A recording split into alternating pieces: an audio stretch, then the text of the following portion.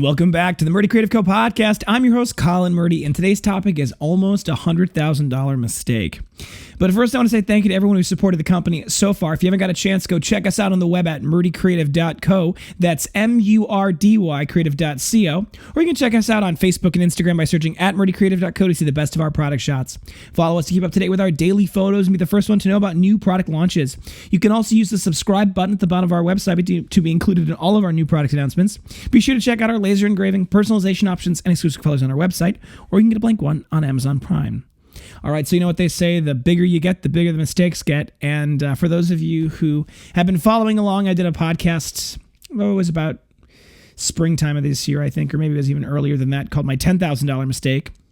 This one was almost a $100,000 mistake, and I'll get more into details about how that happened and how we almost had that happen. But I want to give you a little bit of a disclaimer first. This story is not going to include a lot of details of the specifics of the contract. It's not going to include any of the details of the specifics dates. It's not going to include any specific names. And that's mostly because all of that stuff is confidential, and it still is, and it remains that way. So I can't give you the details of that. I can give you, obviously, what almost happened and the mistake that they're inclined. And I think, really, frankly, the story is in that anyway, not in the details. So if you're curious about the details, I'm sorry I can't give you more, and I can't tell you any more about that. But I'm going to jump right into it. So at the beginning of this year, we'd had the first 4 months of the year was just this beautiful, unfettered growth, 20% month over month. Things were going fantastic. I was top of the world. I'd created these projections that we were going to make millions of dollars in a couple of years. And well, I kind of acted like that when it came to trying a lot of our new things. And that was about May when things started to go wrong. But I'd been working at that point on finding the company a bigger space, a new space, a beautiful space, something that could really grow into. I had always kind of dreamed of that, having my own company and my own warehouse, my own workshop.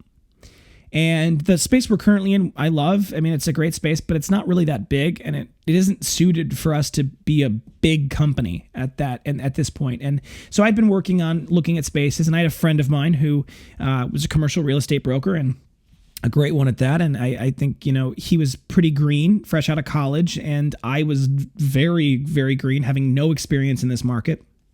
And he had worked for a company for a little while, and I think he was trying to do his best to make big plays with the company, and I think there's no fault in that. I understand that. So he had shown me a space last year in the fall, and it was a really cool kind of niche space. It needed a lot of work to be done, but he promised me, of course, that all of the company would do all of that the landlords would take care of all of that before we moved in. And at that point, that was last fall. I didn't think to myself we were going to move in anytime soon. It seemed like a lot more space than we needed. But then the first couple of months of the year kind of rolled around, and all of a sudden I thought to myself, maybe we do need a bigger space. If we're going to keep growing on this crazy trajectory, we could be doing a lot more business by the end of the year, and we're definitely going to need more engravers, more people, bigger workshop, the whole works. And at that time, I was pretty bold in thinking that we had a big future ahead of us. And I still do believe that, but I've come to terms with how that growth might actually take place. So I called him up and I said, let's take a look at the space. And we went back and looked at that in May. And, this was actually, this was the end of April. So we still hadn't kind of hit the slow season yet. And it was about the same time that we were working with the marketing team that was promising, the outside marketing firm that was promising us that we were going to see pretty serious growth. They thought that we were going to see a massive upswing in business, and I wanted to be prepared for that, so I wanted to move into a big space. And so we looked at the space, and I walked through it with him, and then I made a couple of mistakes. I didn't have an outside contractor come in and walk through it with myself and him and look at what we needed, right? I needed to have an electrician come through and say, look, this is what's going to need to happen for it to be able to work with the engravers that you're going to need to run. It's all of these different things are going to be up to electrical code and insurance code and all of the fire code and all the nonsense that goes with coding issues. And that's a whole nightmare, believe me. But it was one of those things where I didn't have that. I didn't know I should have that. I thought to myself, I'm just going to trust this friend of mine who obviously, is showing me this space and telling me everything's going to be fine, right? I can believe that. And, I don't fault him for that. I mean, he was really new, so I don't necessarily think there was any sort of, what's the right way to say? I don't think there was any ill will. I just don't think he knew that needed to be done as well. And him and I have had many discussions since then about how we can, do better next time. But he ended up sending me over a lease. I ended up taking a look at it. I signed it. I said we were going to move in June 1. And then after that, we ended up sitting down with the landlord, and I actually walked through the space with the person who's she wasn't high in the company, but she was higher up in the company. She was definitely the kind of person that would be in charge of organizing any sort of, construction or anything like that. And in the lease, they had put in a budget for improving the lights. And the budget was pretty small for the lights, but it was going to be able to, I was promised that it was going to be able to cover the lights, and, that was going to be fine. When I walked through it with that person and then a bunch of contractors who came with us to kind of quote out what we're going to need to be done, and I explained to them what I needed to have happen, I mean, everybody was looking at me like, what in the world are you talking about? This is going to be a lot of money. And even the landlord was kind of on that same boat. And that was in the middle of May when we were starting to hit our slow. All of a sudden we started to hit that slowdown, and all of a sudden we started to see, the money wasn't quite flowing, and I'm starting to kind of, feel the pressure, feel the heat. And I said, well, we need to rethink this. We need to talk through this. Now, I, of course, thought to myself, well, I've signed this lease. I don't have any way out of it. But basically the deal was, because they knew that it wasn't up to code, that the space wasn't really up to code, and what we needed it for, it wasn't going to work for that, they said that they would do the construction on it. And what we were going to do is, I sat down with them, I negotiated with them. We were going to take the full space, even though I realized about that point, by May, I realized we weren't going to need that much space. But the deal was we would take the full space, and they would do all of the construction that needed to be done, which was going to be in excess of $125,000 when they estimated it out. That was a lot of money. Now, the plan was for us, and so we said, okay, this is obviously going to take some time to get the work done. Let's push the move-in date back to, sometime in October. And a month went by, and then 2 months went by, and then suddenly it was September, and I really hadn't heard anything from them. I drove past the space regularly, and it didn't seem like any work was being done, and so I was a little hesitant about this. So about 2 weeks before we were supposed to move into the space, I called the landlord and said, hey, what's going on? I haven't heard anything. It doesn't seem like anything's been done to the space. What's going on? And I heard at that point that my contact person who was supposed to be in charge of the project is no longer with the company. We have a new interim person that's doing it. And that interim person basically said, well, we weren't able to get any of the permits, so it's been delayed, and we're not going to be able to get anything done. And, we're going to have to delay. And, I'd spent, so this was like September, right? I'd spent the last 3 months sweating bullets over the fact that we were barely going to make ends meet, in our current space, right? So we were going to have trouble with that. I all of a sudden knew we weren't going to need this space. My illusions of grandeur had been shattered. And I had this dilemma of, we've signed this lease. We've signed an additional amendment to the lease, but the work hasn't been done. And we were supposed to move in October 1st, according to the lease. And I thought to myself, we may be able to use this as an opportunity to get out of this situation, because obviously this is a bad situation for us. I can tell you that over the course of the lease, the lease agreement over the course of the lease would be well over $100,000 that we would pay in rent. And it was a significant jump from what we're currently paying in rent for our current space. It was going to be a big jump from that. And we didn't need that much space. So now we're coming to the end of September. I call them, basically they're like, well, we don't have anything done.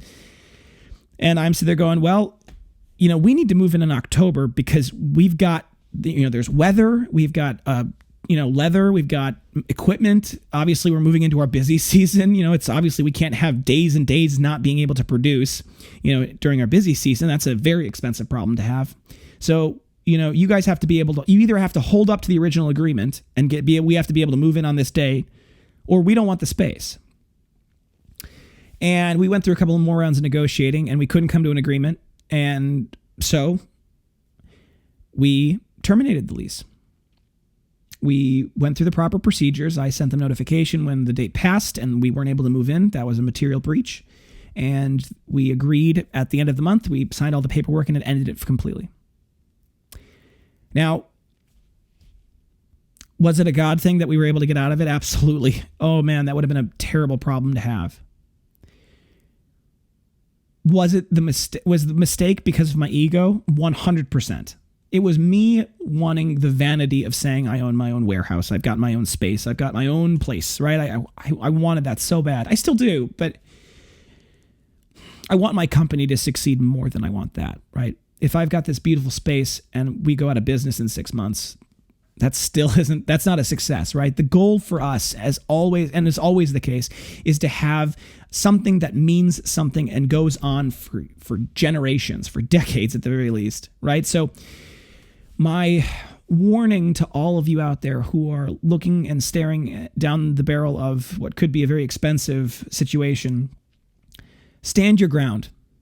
Stand by it, because your company's survival is key. That's the thing that at the very end of the day, you've got to hold on to, whatever that takes. And sometimes that means you have to get out of bad contracts and come what may and deal with that, right?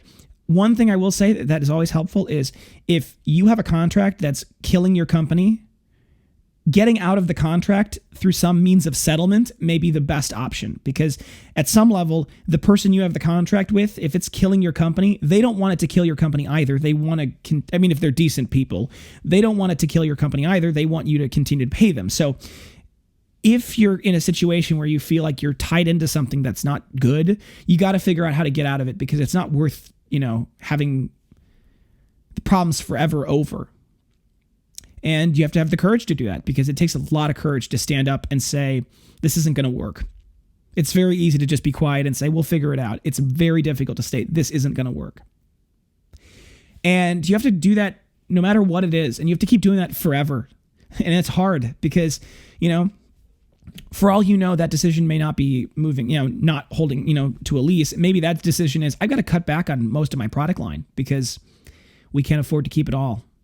It may be I need to cut back on my staff because we can't afford to keep these people at our current space or on our current level of sales.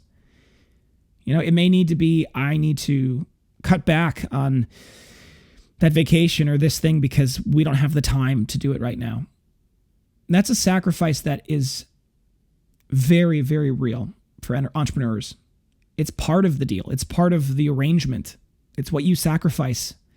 You have to sacrifice your ability to just ignore problems, because there's only so long before you ignore problems before they become so much worse and so much more expensive. And this mistake, we've gotten bigger, but we're making bigger mistakes too. And I'm glad I was able to get out of this one, because this would have been a very big problem for us. But you can do it. You have to do it. If it was easy, everybody'd be doing it. So do hard things and do them because they're hard. And I think it'll really work out for you.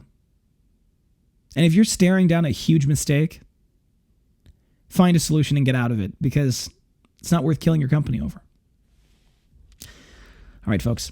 Thanks for tuning in today. Be sure to check back in on Thursday for our next topic. And don't forget to check that subscribe button below to get the latest podcast right away. If you have any questions or concerns about your leather binder, please feel free to contact us on the main page of our website at Murdy Creative Co. You can text, call, direct message, email, all the usuals. I'll do my best to get back to you as soon as possible, but I do appreciate your patience. If you think you deserve it, a good review can go a long way to help us grow the podcast. So, you can leave us a good review on our product on Facebook at Murdy Creative Co. under the reviews section. Do you recommend the Murdy Creative Company? Click yes, and you can write your review there. You can also leave a review on the podcast app, whatever you're listening on. That does help us. I really do enjoy reading them, and it really makes my day a lot better. So please do that. That advertising, word of mouth is the best form of advertising by far. So if you're interested in advertising for us, you love the product, you want to share it with people, join our brand ambassador program. It's murdycreative.co/ambassador. murdycreative.co/ambassador. And you can also find it if you click on the About section or I think it's the social media section. Either of those will take you. You've got a brand ambassador option there. You'll be able to promote the company, get tracking links when they're up and running, and we'll be able to help. You'll be able to help share the product in a cool way and make some commissions. So that's cool.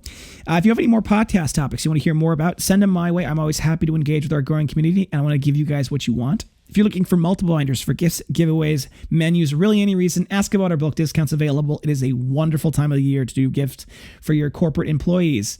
It's a great way to share the company with people and get them good quality merch that they're going to carry for a very long time. So message us if you're interested about that, and we're happy to help.